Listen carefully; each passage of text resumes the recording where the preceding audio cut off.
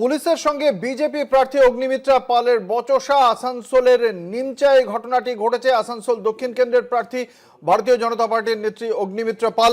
আপনাদের জানিয়ে রাখি,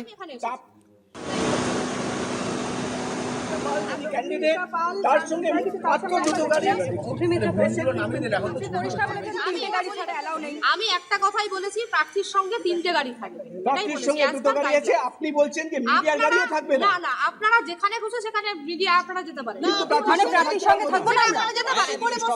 একসাথে 5টা গাড়ি দেখেই আমি এখানে এসেছি। আপনি তো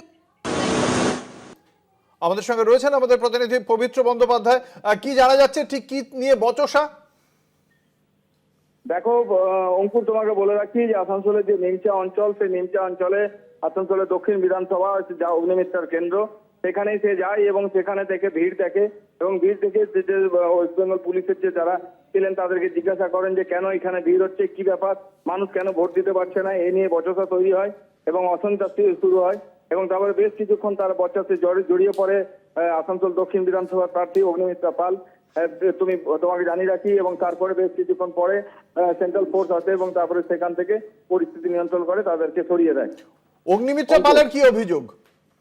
অগ্নিমিত্রা পালের অভিযোগ যে তাদের বক্তব্য যে এই এলাকাতে মানুষ ভোট দিতে পারছে না, এখানে ভিড় হচ্ছে, একাধিক বাইরের লোক এসে জমা হচ্ছে, ভিড় করছে, এই ধরনের নানা অভিযোগ করেন অগ্নিমিত্রা পাল।